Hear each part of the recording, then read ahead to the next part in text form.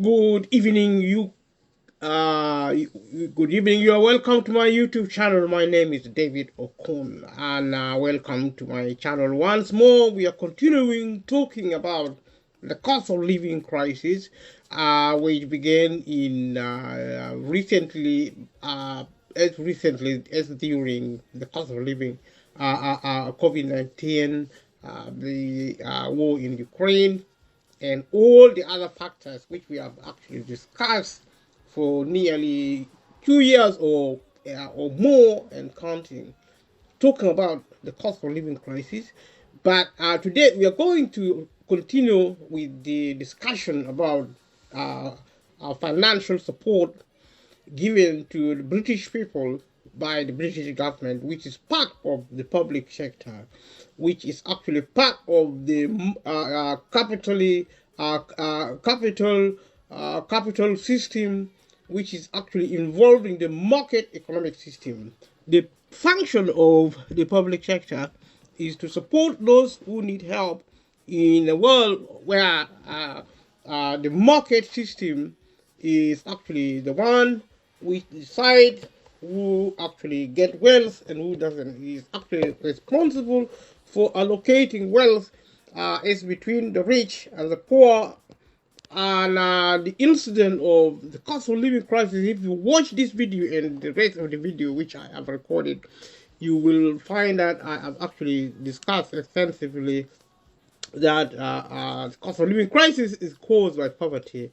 And the purpose of money given to the British people is to alleviate poverty. But like I have said before, the system needs simplifying, and also it needs to get the British people out of poverty. Otherwise, poverty is going to persist, because it is not just about money, which is called benefit, also known as universal credit. Universal credit is the primary, is the main area of benefit given in the United Kingdom. And I've actually mentioned this point before. I will repeat it now. Actually focusing on the elements of sickness and also the process. The purpose for my going through this system is for you to see how complex the system is. I have made this claim, and I want to try and go through some of the complexities, which is actually supposed to be somebody who is sick supposed to actually understand this complexity and also go through it in the process of applying for benefit, sickness benefit. It is a major work. Even the professional actually go through a lot of challenges to understand this, because you have to really be very, very experienced to help somebody to claim sickness benefit. And in a community which actually suffer a lot of resource lack, is a major issue. And my request to the British people is to speak to their authorities, members of parliament, and their leaders, to speak to the British government if they are really keen on helping the British people in terms of poverty.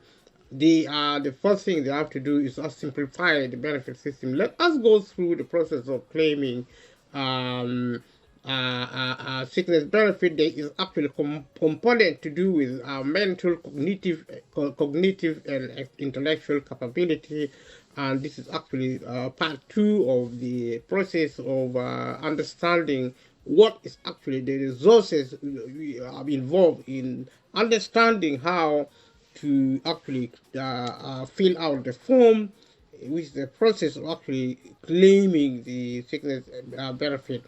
And continuing, if you watch this video, watch with the rest of the video. This is part two of the functions of this process. And the part two is actually mental, cognitive, and intellectual capability. This section is on page 14 and 17 of the form. Take your time answering each question. This is some of the advice, and have breaks when you need to, because have break indeed, because they are actually taxing, emerging. If you're sick, if you are extremely sick, and it's going to be really taxing. And they are actually spot on to say you take a break if you need to. It is important to give the Department of Work and Pension all the information so they can decide what support you need indeed. And because it's a major challenge to the civil servant at the Department of Work and Pension, the burden the government actually put on these people, in our opinion, in terms of policies are necessary. Because see, if the objective is to help people who need help and needing it quickly, this level of complexity in filling form, that is going through the descriptors, something called the descriptors, and you tell that to an elderly person or somebody who has a learning disability, they may not have anybody with them, because even people with learning disability now have to really live by themselves. There is no resources to help anyone, and the little which is there is really, is symbolic.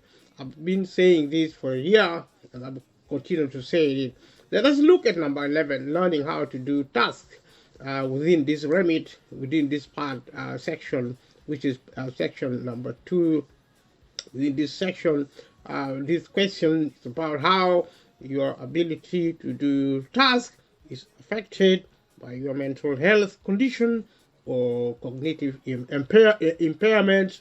For example, if you have learning disabilities, depression, anxiety, brain injuries, cognitive impairments after a stroke, and the difficulty understanding language, for example, receptive dysphasia.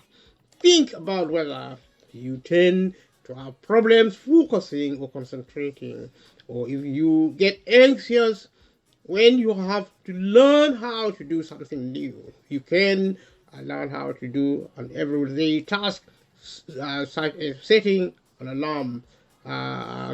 This is some of the questions specific to this section. Can you learn how? Can you learn how to do an everyday task, such as setting an alarm clock? No, yes, it varies. These are options. Watch this video alongside the previous video. They are connected, and don't feel embarrassed. This is advice to click no.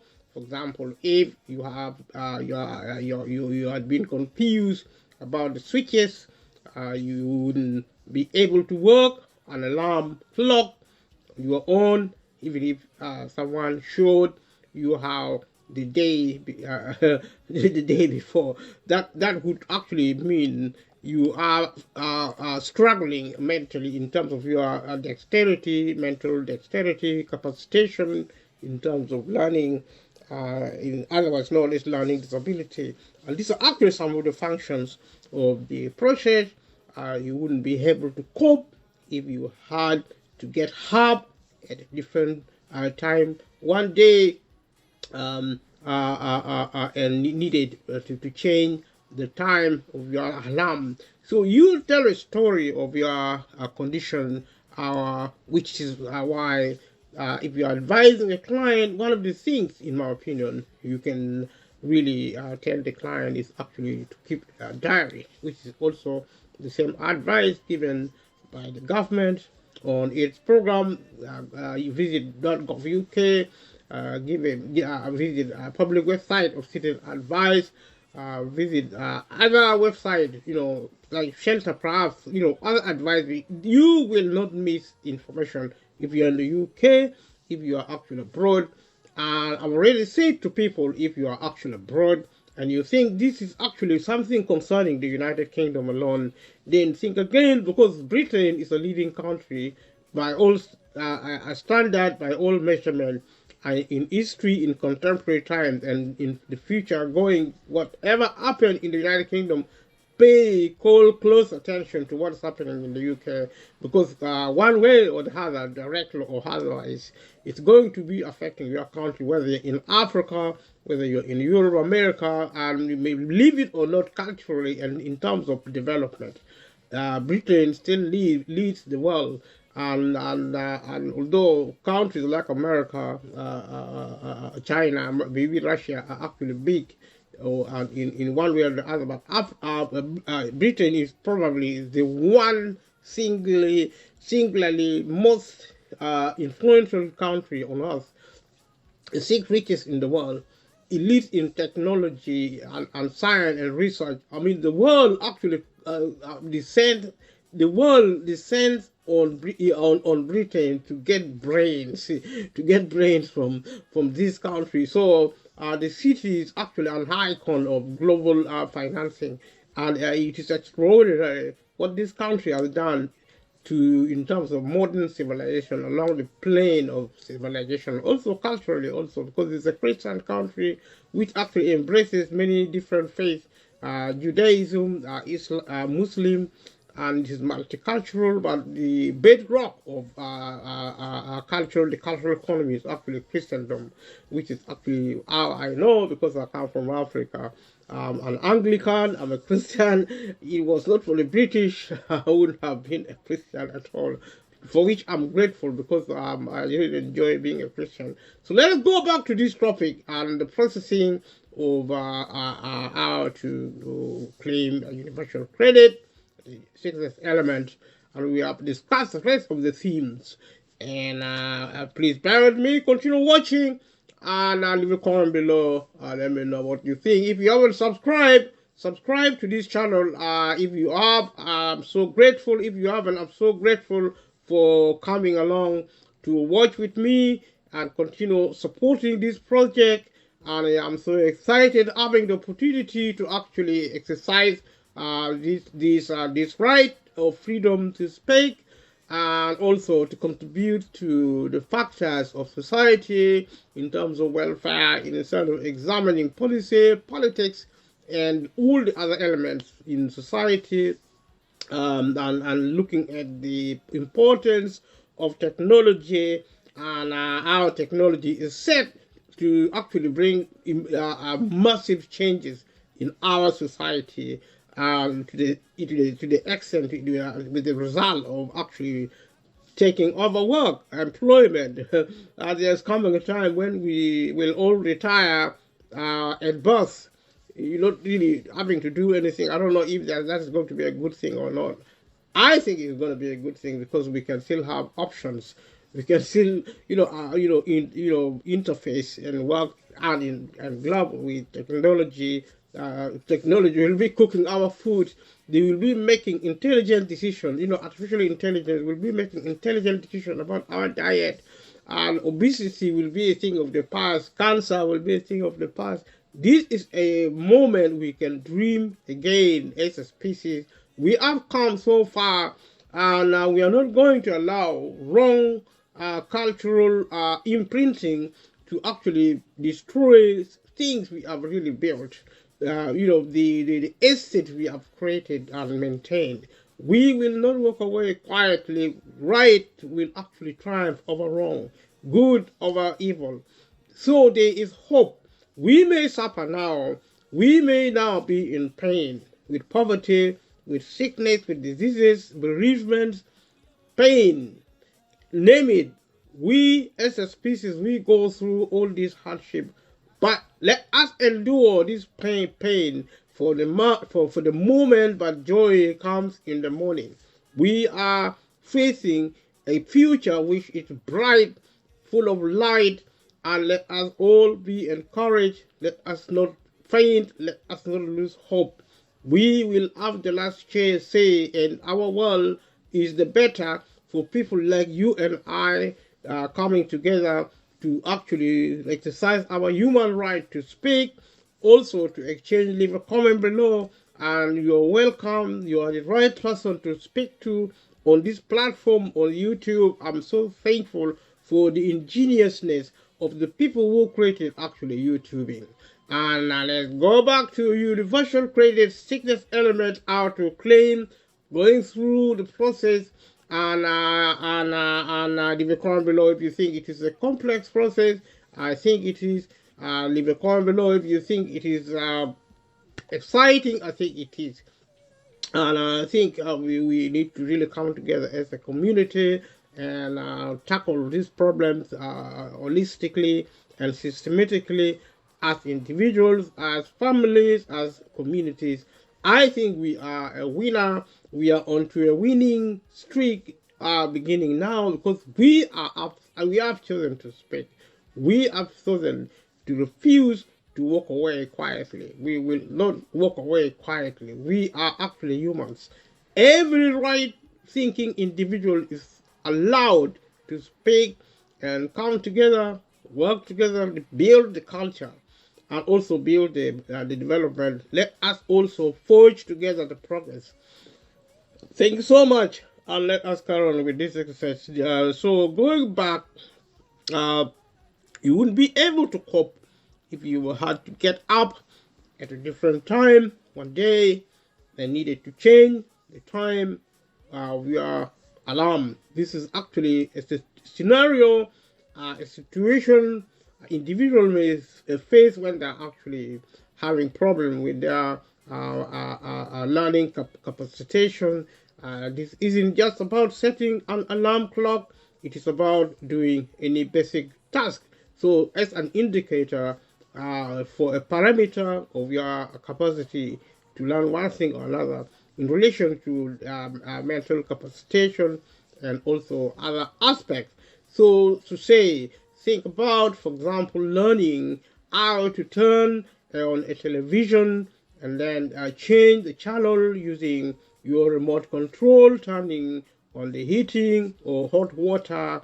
Can you learn how to do a more complicated task, such as using a washing machine? Sensible question indeed. And if you can answer them, no, yes, it varies. This isn't just about using a washing machine. It's about any more complex task by comparison. This is sample as an example. Think about, for example, learning how to use a new computer for things like sending and receiving emails, making a cup of tea for someone, so filling a form, filling a kettle. Kettle is what you use if you are trying to make teas, putting tea bags in a teapot, pouring in it into a cup, and then adding milk and sugar. How can you make a drink? What to drink, for example? That's what they're talking about. What to explain about learning, and what to explain about learning tasks. We'll talk about tasks. Tasks are actually set of activities you are actually assigned, or you assign yourself a routine. You should explain in the box if there is anything that you couldn't learn to do, and as such, and if you could not actually, if there is anything that you couldn't learn to do or struggle with, because you find it too difficult, for example, using a dishwasher. So we talk about learning disability, and also how the mind function, its capacitation, dishwasher, if you can wash a dish and things like that, and you would be in a position to actually explain this to the Department of Work and Pension if you need to practice and repeat tasks regularly to learn them, and how long it will take you if you need someone to show you how to do the task more than once, whether medication you are taking has affected your ability to learn new skills. We're talking about when you're taking medicine, the side effect. Try to compare what it was like before you started taking the medication. So actually to kind of like see the dynamics involved in your condition, sometimes maybe is triggered by a set of situations, including the kind of medicine, maybe a range of activity you might be doing, whether you can focus on tasks, if you have problems with your short-term memory, if you have good and bad days, and what it's like for you on different days. I mean, if your condition fluctuates, then you need to tell the Department of Work and Pension, and this is a proper learning exercise. The question to ask is whether somebody who is sick, because we don't premise our life on the basis that we are going to be sick. We don't go to school to learn how we are going to be sick. or how we are going to claim benefit because we are sick. And that's why I have said in terms of policy objective, I think sickness benefit is unnecessary, unnecessary evil, which really I think the government should scrap every sickness benefit. You don't need money if you're sick. You need medicine. You need medical care. You need the government should fund these facilities to support people who are sick. Whether you are sick or not, you need benefit. If you don't have money, that's the whole point, and the objective of the government should be to get the British people out of poverty. Because if we are talking about money, we are talking about income, we are talking about whether or not you are poor, whether you're sick or able. And it is so incredible that the government somehow thinks if people are sick, they should get more money. I mean, money is not medicine. Government should invest in medical support as an infrastructure, as a system, as a social and economic system on health. That is what it should do. Don't give benefit to people because they are sick. Give benefit to people for the right reason, because they are poor. Rich people should not get any benefit at all, including pension. If you are a multimillionaire and a multi-billionaire, what do you want pension for? And the level of pension should go up. The level of every working benefit should go up. Every benefit for children, the level should go up. Get the British people out of poverty. That is actually the idea. So let's go back to these specifics, whether you would be able to learn more than one new task in a day, how the Department of Work and Pension give points for question 11, and you can find this information on the relevant website. And I've already mentioned this severally on so many different videos. And the Department of Work and Pension will check which of these descriptors matches your answer. And if you meet descriptor 11A, you will get limited capability for work-related activity. If you meet one of the other descriptors, the Department of Work and Pension will have your points from the whole form to decide if you can get limited capability for work, limited capability for work. So, and the descriptors and the point that number 11A cannot learn how to complete a simple task, such as setting an alarm clock. You get 15 pounds, 15 points, so to speak. You could study in the point in pounds if you want, because eventually, if you get enough points to get pounds, and 11B cannot learn anything beyond a simple task. 9 points. Simple tasks such as setting an alarm clock. 11C cannot learn anything beyond a moderately complex task, such as the steps involved in operating a washing machine to clean clothes. This you get 6 points for it. 11E, none of the above, you get 0. Let us continue watching. Thank you so much. Let us look at number 12, awareness of hazards or danger. These are actually very important information for people of this country and the people living abroad. And as a good exercise, if you have the time, you can go through it, because it's representative of our policy function. It's good learning. We live in an information age, and knowledge should never be despised. And young people in particular, you can play and pray. You can also focus on what you need to do, visit friends, and exchange presents and gifts, such as now in the period of Easter. Happy Easter if you're a Christian. Happy Easter if you're not a Christian. Happy Easter if you're a human being and you don't believe in any religion or in God. Happy Christmas. Happy Easter still. Happy Easter if you are a dog or a cat who lives with human being. In case you're listening to human languages, God bless you so much. I'm so excited. I'm in the middle of Thursday evening here in the UK. we are heading toward Good Friday as it is. Wish you all the blessing. May God bless the work of your hand. May you actually see new and special things. May you be happy, healthy, and hopefully wealthy as well. Let us go back to talk about these processes. And number 12, watch this video and the rest of the video, awareness of hazards or danger. This question is about how your mental health or cognitive impairments affect your awareness of hazards or danger. For example, you might be less aware of danger because of side effects of medication. Medication normally actually affects the way you function within or outside normalcy. And so to actually be aware of the side effects of any cause of treatment is extremely important. So a mental health condition like depression or psychosis, in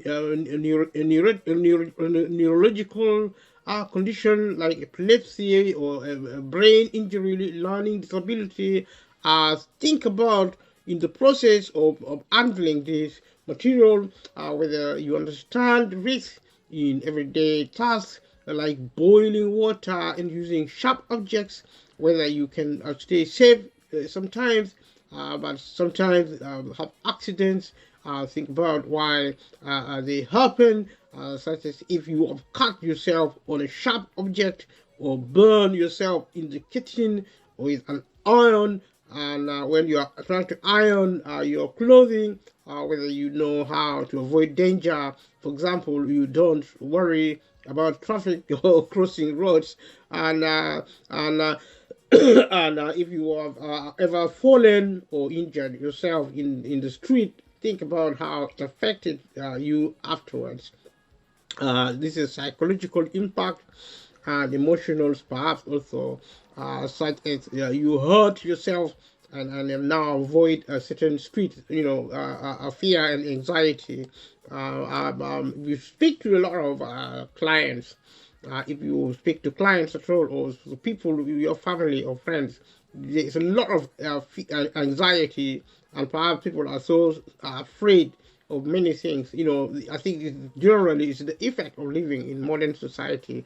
You need supervision, someone to stay with you almost for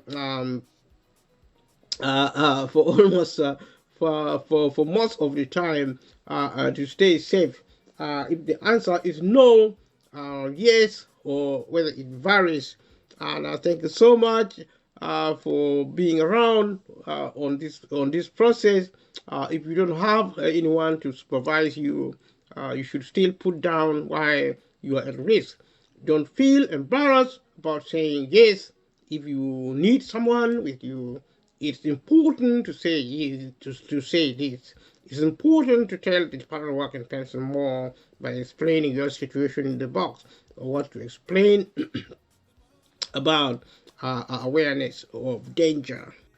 So thank you so much. Continue watching. And now let us go through this material about universal credit sickness element. Watch this video with the rest of the video for it to make more sense. Visit gov.uk and all the other websites I've mentioned in the other video. Thank you so much. What to explain about awareness of danger. You should explain in the box and give examples. If you are at risk of hurting yourself, for example, you don't always notice when something is dangerous because of depression or anxiety. If you sometimes act on impulse and only realize that something is going wrong and how dangerous it was afterwards. For example, if you are bipolar and take risks when you are on a high, if you forget to be careful, behave irrationally, or take sudden risks in an unpredictable way, if you find it hard to concentrate, for example, because of your medication The Department of Work and Pensions will give points for questions. And this is a continuation. Leave a comment below. Let me think what you are thinking. Let me know what your thoughts are in terms of these situations. The Department of Work give points for questions. This is section 12. The Department of Work and Pensions will check which of these descriptors matches your answer. If you meet descriptor 12A, you will get limited capability for work activity. If you meet one of the other descriptors, the DWP, Department of Work and Pension, will have your points from the whole form to decide if you can get limited capability for work. Let us look at descriptors in specificity.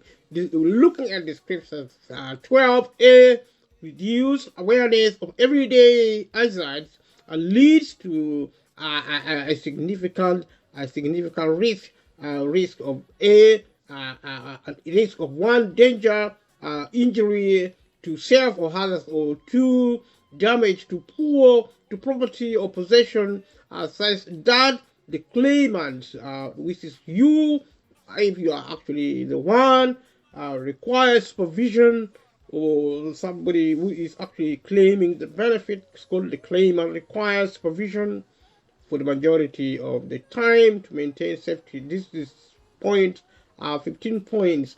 And you come to number 2, 12A, reduce awareness of everyday hazards leads to significant risk of 1, injury to self or others, or 2, damage to property or possession, such that the claimant frequently requires supervision to maintain safety. This is 9 points. And let us look at C, reduced awareness of everyday hazards leads to a significant risk of number 1, injury to self or others, or number 2, damage to property or possession, such that the claimant occasionally requires supervision to maintain safety. This gets you 6 points. 12D, none of the above apply. You get 0 points. Let us look at number 13, starting and finishing tasks. The consistency, in other words, capacity to do certain things adequately. This question is about whether you can plan, organize, and complete at least 2 routine tasks, one after the other. Consistency, like I said, this is to try and get an idea where you are with your situation. So the Department of Work and Pension ask about your physical problems in this question. They want to know whether you have a mental health condition that affects your ability to start and finish routine tasks. Can you manage to plan, start and finish daily tasks? Option, never. Sometimes it varies. Routine tasks are things including showering, dressing, collecting a prescription, preparing a basic meal, ironing clothes, paying a bill, making appointments. Think about whether you could complete 2 of these tasks one after the other. For example, before you leave the house to go to an appointment. For example, imagine you are making a cup of tea and the phone rings.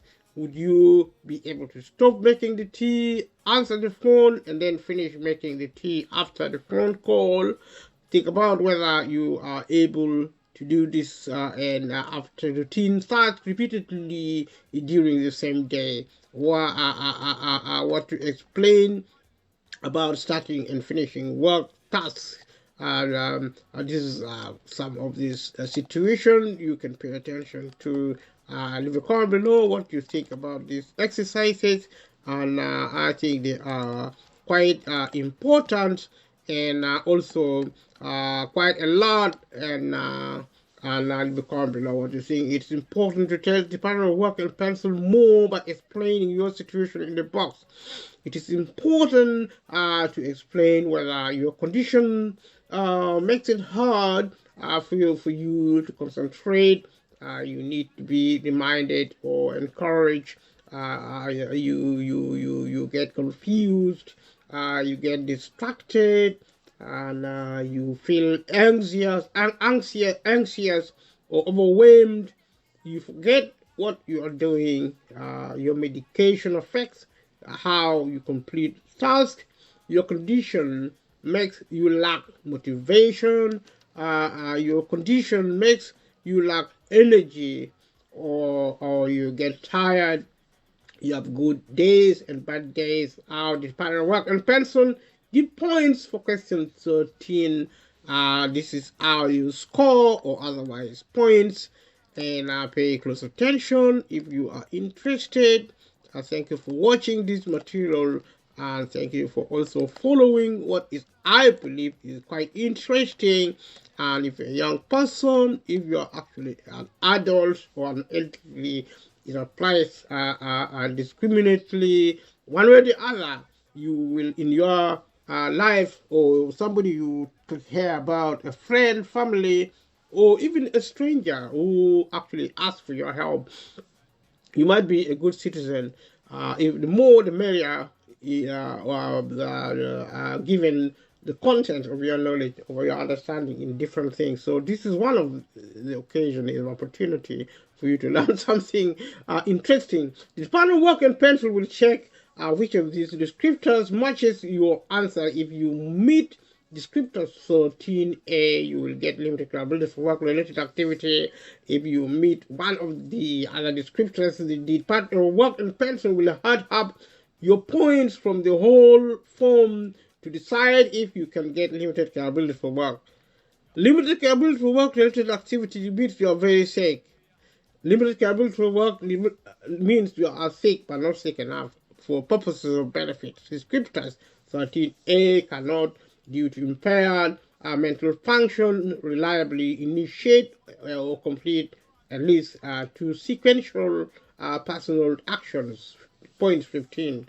13B cannot, due to impaired mental function, reliably initiate or complete at least 2 sequential personal actions for the majority of the time. About point 9. 9 points there. 13C frequently cannot, due to impaired mental function, reliably initiate or complete at least 2 sequential personal actions. You get 6 points for this. 13D, none of the above apply. You get 0 points. Number 14. Thank you so much for your resilience, keeping with these processes. So exciting. I'm so excited being part of the process, and thank you for joining. Continue watching, and appreciate so much. Subscribe if you haven't subscribed to this channel, and also if you have subscribed already, and thank you so much. And subscription actually is for free. You don't actually pay any money. It takes seconds, and click notification bell for more content, and so that you know if a new video is actually posted. Then you know if you click the notification bell. Leave a comment below in the commentary box so that we share our opinions, ideas. And thank you so much those who have been leaving very valuable feedback and comments and ideas and suggestions. I learn from you as much as you learn from me. Hopefully you're learning something useful from me, and leave a comment below if you think what I'm doing is really good. You're learning something from me, and I know people are busy, but do your best and be a part of this family. Thanks so much. Let us look at number 14, coping with changes. This question is about what happens and how you feel about your routine or plans change. Can you cope? This is a question, typical question. Can you cope with small changes to your routine if you know about them before they happen? No, yes, it varies. These are optional. When you answer this question, think about having to eat a lunch at a different time from usual, or a planned bus diversion which takes you on a different route home. Don't feel embarrassed if you have to tick no. For example, if you can't deal with change at all, even if you are warned about it, about change change makes you withdraw and refuse help. Change affects your behavior. Change stops you from being your normal self afterwards. For example, you need someone to calm you down, and it affects you all day. Typical question, therefore, can you cope with small changes to your routine if they are unexpected? No, yes, it varies. Would be the optional to choose for. Think about your bus or train being 15 minutes late, or a friend or a carer coming to your house earlier or later than planned. Don't feel embarrassed if you have to take no. For example, if it takes a lot of planning and mental preparation to get ready for something, or and you find it hard to cope if it gets cancelled. And these are some of the scenarios. These are some of the situations you can pay attention to if you are actually facing these circumstances. And if you are not, perhaps I'm not wishing you bad luck, but people get sick, people get into a situation, and it is getting more and more because people are under a lot of pressure. So mental health is a major situation, and if it happens to you or to somebody you care about, it's an opportunity for you to actually participate, and also perhaps also improve, create an awareness for yourself, obtain an element of empowerment. So let us continue on this. Thank you so much. What to explain about coping with changes we have actually seen. It's important to tell the Department of Work and Pension more about more by explaining your situation in the box. You should explain things like whether I think we have gone through that. Let us move a bit forward.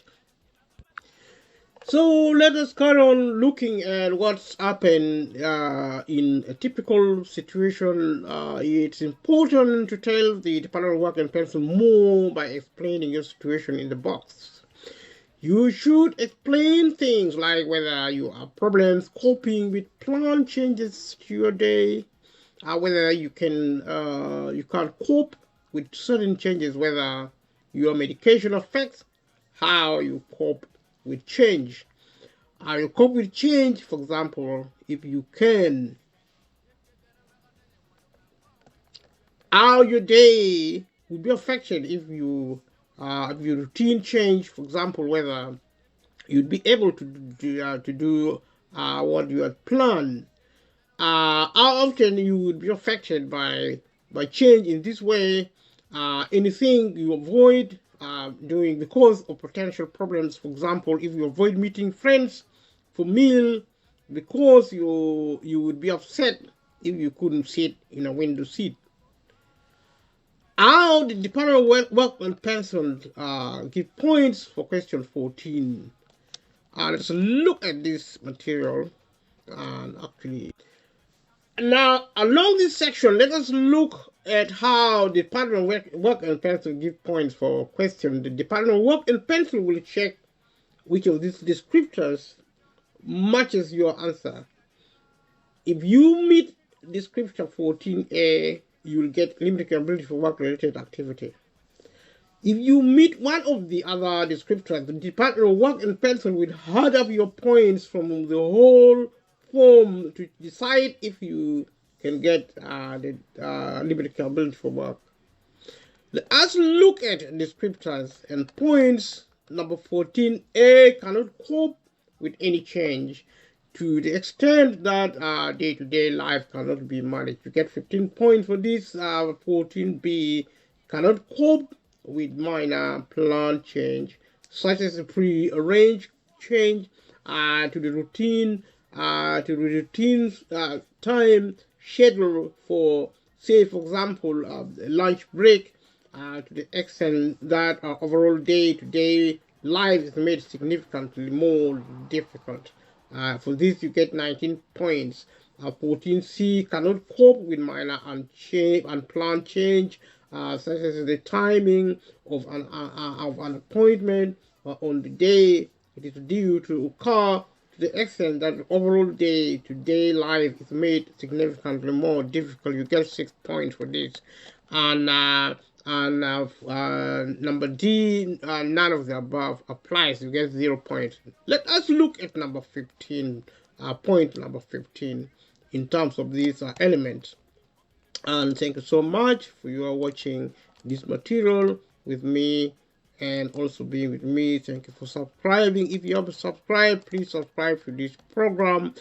This question is about whether you can cope mentally or emotionally with going out. For example, if you have anxiety, panic attacks, or agoraphobia.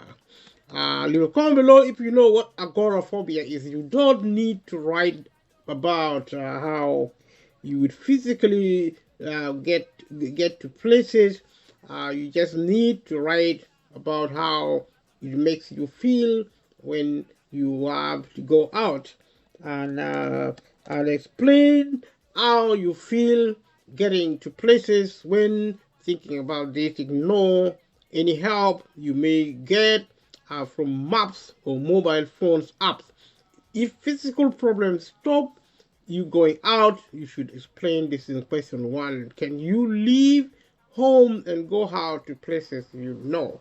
The answers in options is no, yes. If someone goes with me, it varies. This question is about familiar places. Think about what would happen if you had to go to your local post office, bank, or supermarket on your own. Don't feel embarrassed to tick no or yes if someone goes with you. For example, if most of the time you can't go to familiar places, even if another person comes with you, you can only go to familiar places if someone comes with you. If you can get to a familiar place, but only if someone comes with you. Explain why. For example, if you would feel anxious or distressed if you tried to go out without another person, can you leave home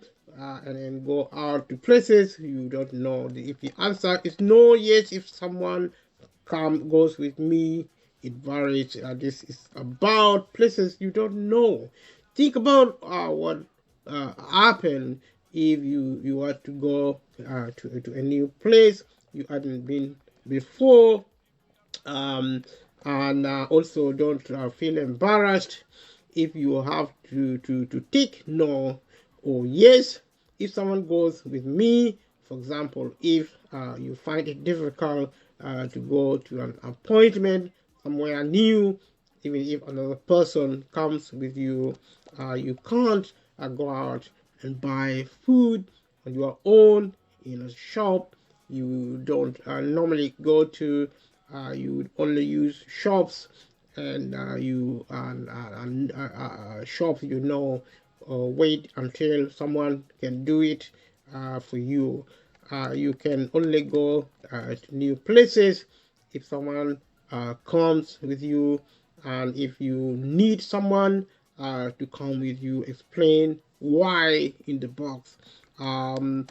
These are some of the scenes, some of the situation pertaining to when you are trying to get benefit from the Department of Work and Pension if you are a sick person, and in terms of mental health, dexterity, capacitation, or otherwise.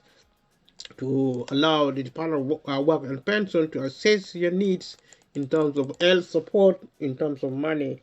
It's important to tell the Department of Work and Pension more by explaining your situation in the box.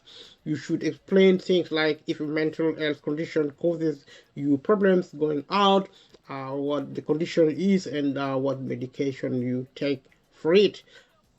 What about what would happen if you try to go to a familiar or unfamiliar place on your own?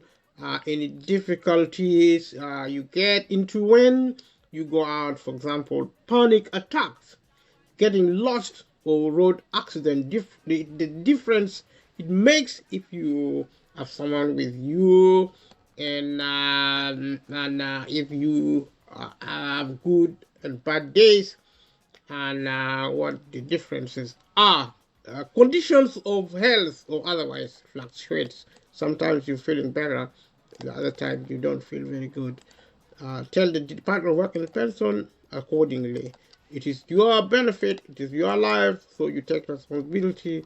I would say, on a positive note, that this exercise, if you are actually in need, it's perhaps a patient or somebody who is sick needing benefit, it's empowering. So, as much as it's challenging, do your best to get help. And aids when going out, your ability to get to places should be assessed without aids such as maps or mobile phones apps. You can find some other information to support this concept. Case laws, for example, are in Department of Work and Pension give points for question 15. And continue watching. Thank you so much for your support and for the responsibilities you have taken in helping under these circumstances. Thank you so much. We continue with these discourses. The reason I'm actually going through this to actually help viewers to understand in relation to some of the things I have been saying, all of these exercises actually for you to experience with me some of the dynamics pertaining to government policy on the benefit on the money given to people who are sick in the United Kingdom. And if you live in the United Kingdom, do yourself a favor and understand what is happening in the United Kingdom, but also understand what is not happening in the United Kingdom, the future, what is happening now in terms of politics, policies, in terms of our society operate, situations which actually pertains in the lives of the individual, interaction between the country and the state, the whole idea about the market system, the policy situation, like I said. But in terms of development, you cannot really talk about development without looking at the environment. If you are watching and you are actually an environmental protection campaigner, then you're warmly welcome to this channel. Because if we are going to do development, we have to do it sustainably, paying attention to environment. And the good news and the bad news also, but more on the good news, is that technology is on the increase. I've mentioned this before, and I've also said that technology is set to support our lives more than not. And the idea about money is about income maximization in relation to the cost of living crisis.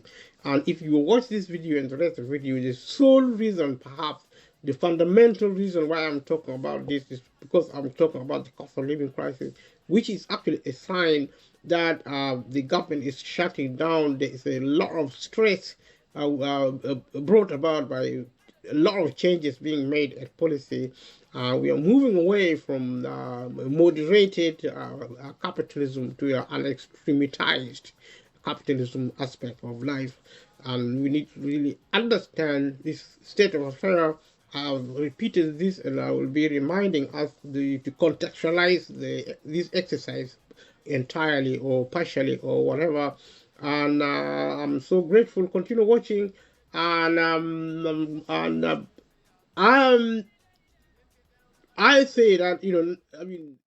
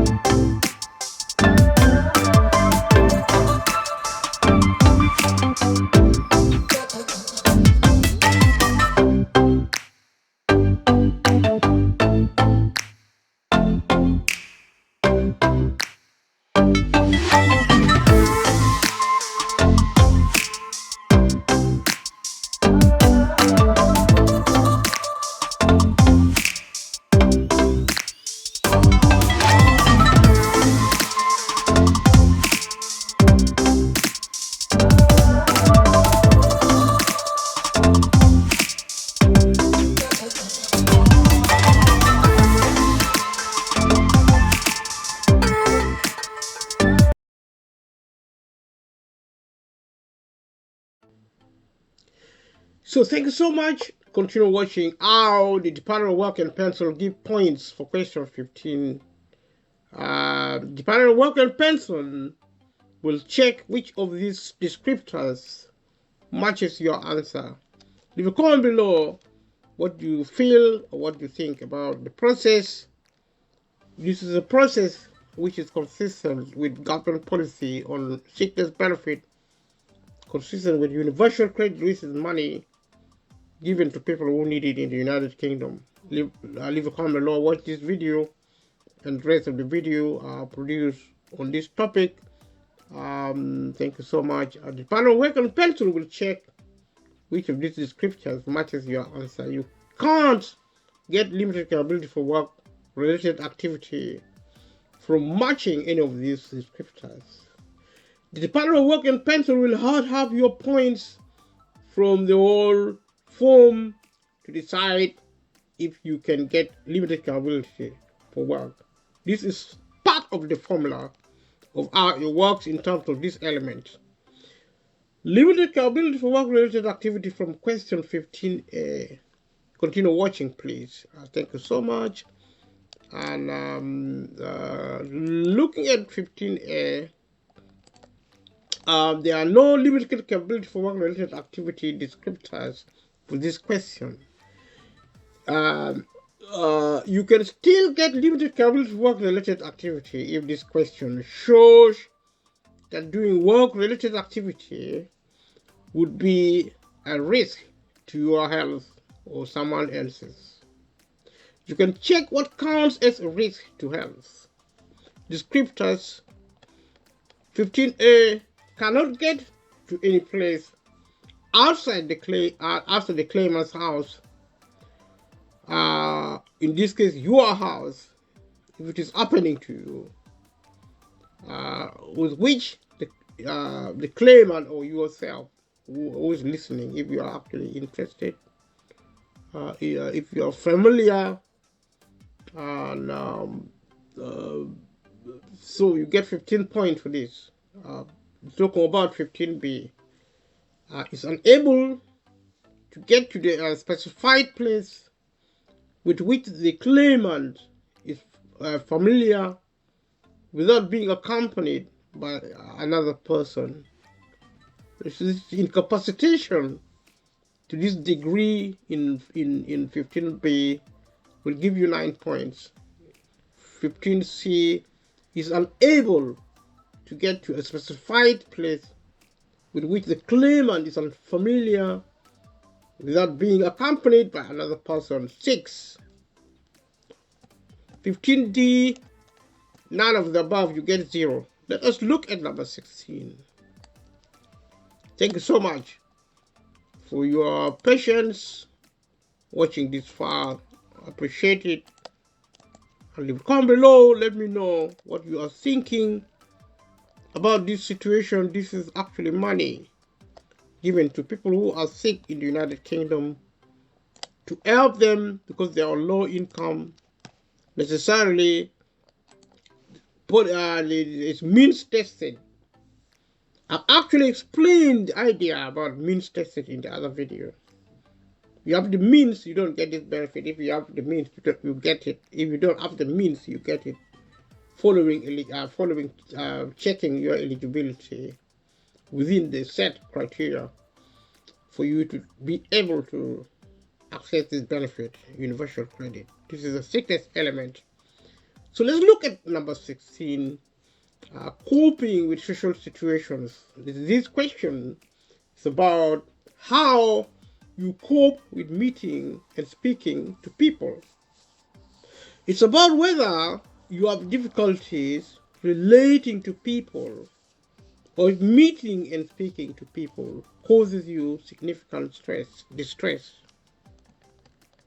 The reason you have difficulties could be because you have a condition like autism, which means you find it hard to relate to people. You have a learning disability. You have issues with anger and aggression. Your mental health makes it hard to be around people or talk to them. For example, it might be hard to be around people or talk to them if you have depression, anxiety, or post-traumatic stress disorder, PTSD. The Department of Work and Pension are trying to understand whether you have difficulties with people you know, or whether you have difficulties with people you don't know. How often you have problems, whether it's all the time or most of the time. Can you meet people you know without feeling too anxious or scared? Sample question. Sample optional question. No, yes, it varies. These could be anyone you have met before, like your doctor, your neighbors or friends. It doesn't just mean people you are close to. Don't feel embarrassed if you have to click no. For example, if seeing people you know makes you anxious or scared, for example, because it makes you feel stressed or nervous. You avoid meeting up with people. Can you meet people you don't know without feeling too anxious or scared? Optional answers would be no, yes, it varies. This could be someone like a cashier in a shop, a person in the bus queue, or a neighbor you have never met. Consider how you'd feel if you needed to deal with the public in a job, for example, in a shop or a hotel. You might need to take no if speaking to strangers makes you scared or anxious. For example, because it makes you feel stressed or nervous. You try to avoid meeting and speaking to new people. You try to not go out because you don't want to see people. You might need to take it varies as an option. If meeting people you didn't expect to meet makes you anxious or scared, but you're okay when you plan to meet them. Leave a comment below what you think about these scenarios. Thank you so much for your capabilities in your own skin following this process. Going back to the scenarios, you try to not go out because you don't want to see people. You might need to think it varies. If meeting people you didn't expect to meet makes you anxious or scared, but you're okay when you plan to meet them. If this is the case, then explain what happens and how it makes you feel in the box. So, what to explain about social situations? This element, this section is about how you actually cope or otherwise in a social situation. So therefore, it's important to take the part of work and pencil more by explaining your situation in the box. Use the box to explain how you feel about spending time with other people. For example, how you feel when you have to meet and speak to people. If you find it hard to relate to people, how they react to you, and how it makes you feel. How often you avoid seeing or meeting people, whether you find it easier to meet other people if someone you trust is with you, whether you have good and bad days.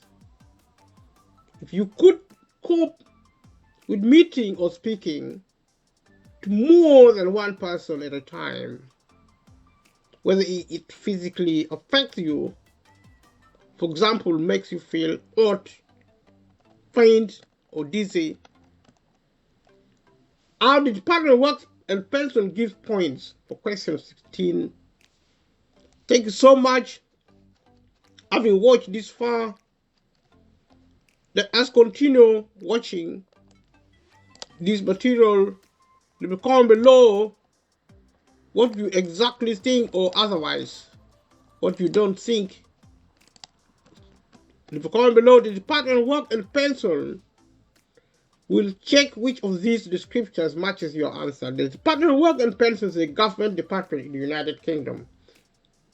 If you meet descriptor 16A, you will get limited capability for work-related activity, which means you are very sick. You get benefit, about £400 extra on your standard allowance per month. If you meet one of the other descriptors, the Department of Work and Pension will add up your points from the whole form to decide if you can get limited capability for work. Descriptors and their points. Number 16A, engagement in social contact is always precluded due to difficulty relating to others or significant distress experienced by the claimant. You get 15 points for this. 16B, engagement in social contact with someone unfamiliar to the claimant is always precluded due to difficulties relating to others or significant distress experienced by the claimant. You get 9 points in this scenario. 16C, engagement in social contact with someone unfamiliar to the claimant is not possible for the majority of the time due to difficulty relating to others or significant distress experienced by the claimant. You get 6 points for this. Number D, none of the above applies. You get 0 points. You look at the meaning of always in always precluded.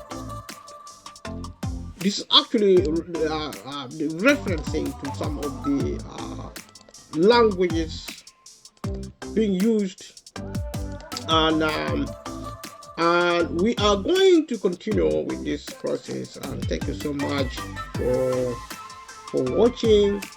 And the reason I have been talking about this exercise to allow everybody who have been watching this material to pay attention to what the government of the United Kingdom is doing to try and help people who need help in this country, people who need help with money, and people who need help with finance.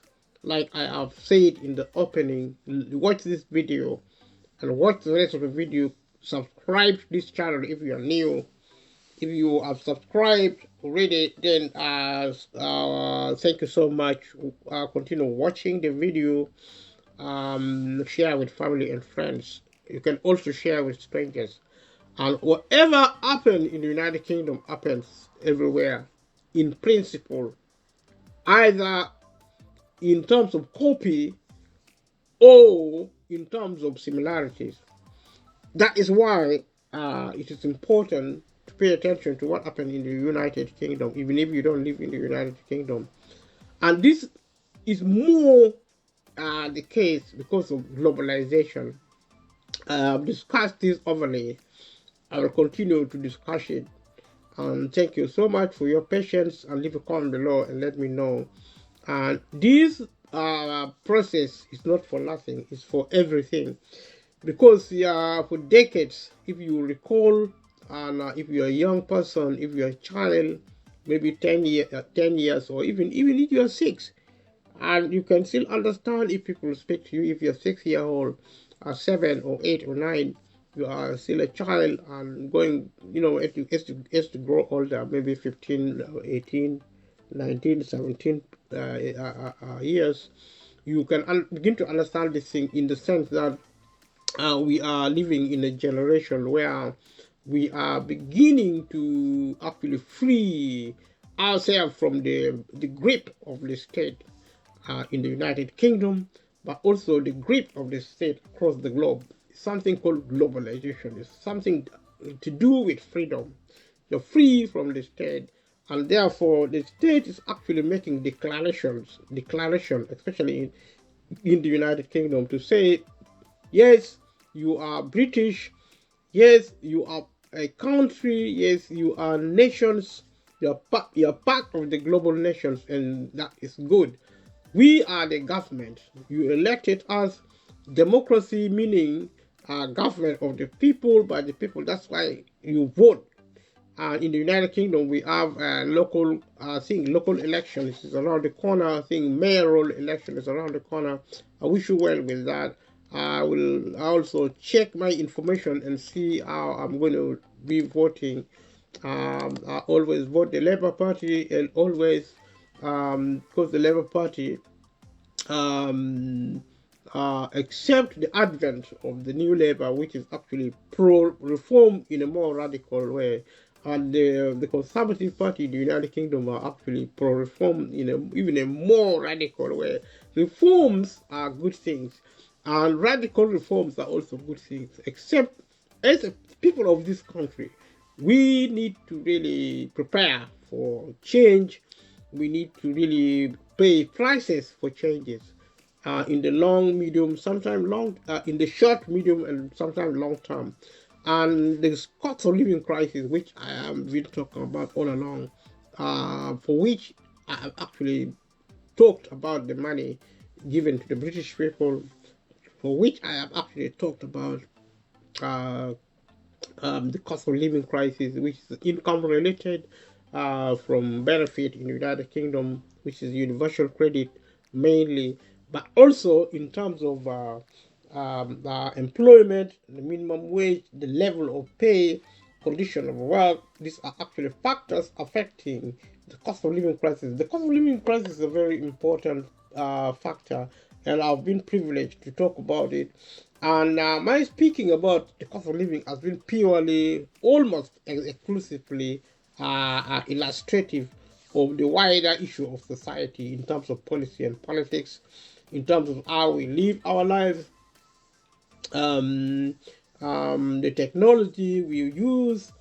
and the legal system, and our economy, how it function, the environment, and we have actually been going through all these dimensions, and there is a lot of good things happening in society, and the country of Britain, the globe, is actually doing very well in terms of wealth, in terms of health, in terms of education, housing.